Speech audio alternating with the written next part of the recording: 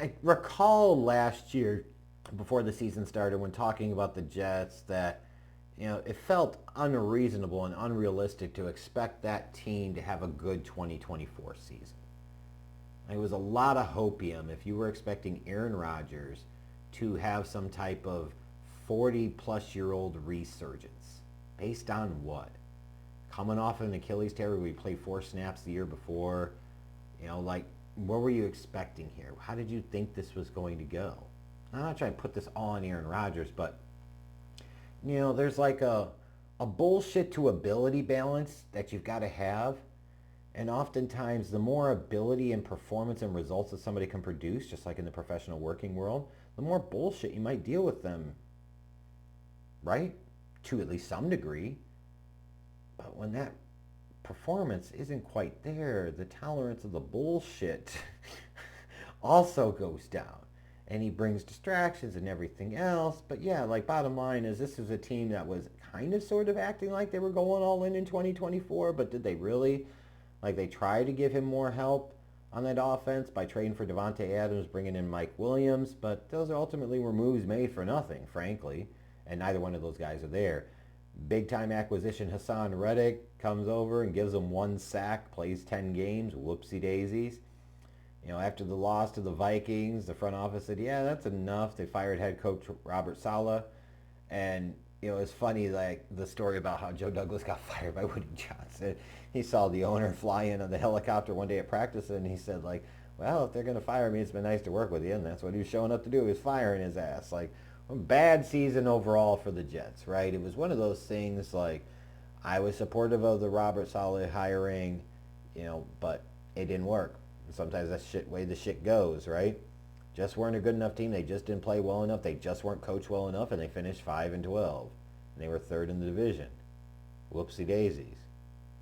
When you look at trades, like, yeah, Aaron Rodgers statistically was okay, but a lot of that was garbage time, and he still made some big bad mistakes at critical times, and just not good, right? Really bad trade for the Jets, and now he's off with the Pittsburgh Steelers.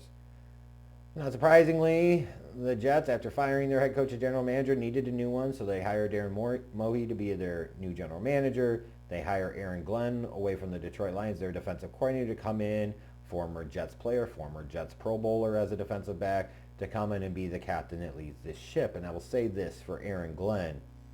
Like, he certainly feels like a type of character guy and a culture guy and a leader that other players potentially want to follow. But I said the same thing about the Jets with their last head coach, and it just didn't work out. But it feels like for this job at this moment, that in terms of the different options that were available, Aaron Glenn was probably the best choice for the job. And they went into this offseason. What were they going to do at quarterback? Didn't look like it was a great quarterback class in the draft because it wasn't. They ended up signing Justin Fields. Good luck, Jets fans. Good luck. You'll get some spectacular runs in some games where you might be able to win because he's able to run all over the place. He might hit a big play or two in the passing game, certainly. Something that Justin Fields has shown he can do at the NFL level. He's also shown that he can't consistently operate within structure in the pocket. His accuracy is meh. His ability to read and react to what he sees is pedestrian at best. It is really bad. And then, oh, by the way, at some point in time, he'll inevitably get hurt and miss a couple of games. And if he was so fucking great, like, it's one thing that the Bears decided to move on from him after 3 seasons. It's one thing. But then he goes to Pittsburgh, at least a competent organization that kind of knows what the fuck they're doing. They had Justin Fields and didn't even want him to be the starter of the full season. They couldn't wait to throw in a washed-up Russell Wilson over him. That should speak volumes. So the Jets decided to give him a 2-year deal. But they were probably in a position of where they didn't have any other choice. They thought this was the best option. It probably wasn't, but that's where they went with. Good luck to you, Jets fans. Gangrene, yeehaw. They signed Brandon Stevens. They also signed Andre Cisco. As I mentioned before, Davante Adams is gone. Aaron Rodgers is gone. They also lost DJ Reed, their secondary, Morgan Moses, off of their offensive line. So definitely a team going through some transition here. When you look at the NFL draft, I thought they did a pretty good job. Armand Membu, slated to start right tackle for them as a rookie. Really like that pick for them, especially with the Justin Fields coming in. You need those bookend tackles like Fashanu and Membu that can hold up, because Fields is going to hold the ball a long time, and at times he's going to fuck up his contain and his protection, his pocket. So you need tackles that can hold down the fort. You got Mason Taylor starting at tight end, giving Justin Fields a weapon over the middle, like he's going to throw over the middle a ton. Zaire Thomas and Malachi Moore should eventually start in that secondary. So I thought it was a solid draft class for the Jets. They still need a lot more help, obviously. This is still not a great team, but they definitely have a chance, I think, to perform a little better here in 2025. In terms of their strengths, as a team, I look at their offensive line. They've invested a lot of draft pick capital there, like 3 former first-round picks if you throw Elijah Vera Tucker into the mix. Joe Tippmann was about a former second-round pick. So a lot of premium draft pick capital that they've invested on guys in the draft to be a part of that offensive line. And some of those guys performed pretty well, or at least relatively well in 2024, in my opinion. So that should be a strength of this team. You look at their defensive front, Quinnen Williams is a stud. Will McDonald certainly had a great year as a pass rusher in 2024.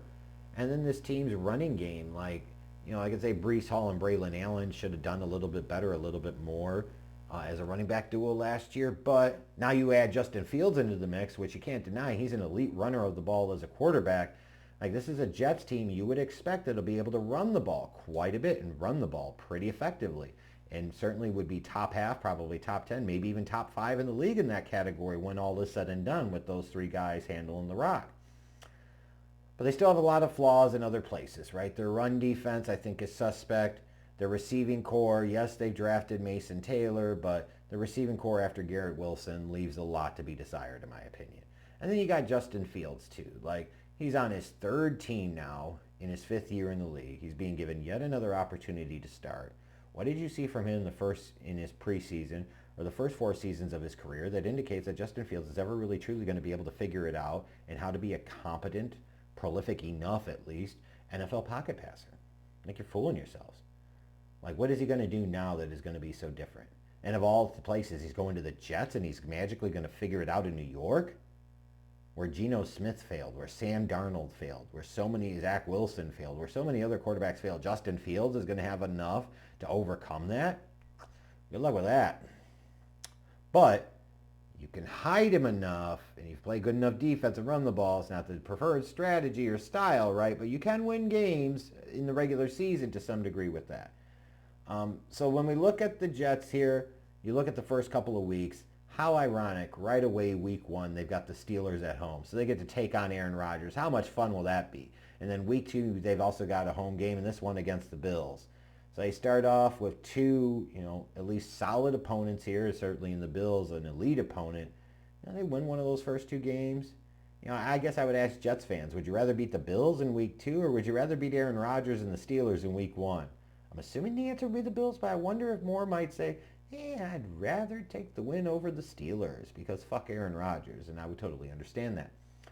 But I think when it comes down to the schedule for this team, that'll really determine what type of year this ends up as for the New York Jets. It's their last 8 games of the season. Home against Cleveland, on the road against the Patriots and the Ravens, then a couple of home games against Atlanta and Miami, then road games against Jacksonville and New Orleans before they close out the season at home in New England. If the Jets want to surprise some people, it could be that they get off to kind of a sluggish, slowish start, but you could see they're kind of started figuring it out, but they start putting it together late. This is a team that could go on a little bit of a run late. And I'm not talking wild or crazy here, but maybe in those last 8 games, they go 5-3 or something, right? Maybe 4-4. But I still think this is a team that's at least a year away, maybe from being a year away. I think they'll be a little better than they were last year as a team. But I think they're nothing more than a 7-10 team, and there's clear distance between the New England Patriots and obviously the Buffalo Bills compared to the New York Jets in this division.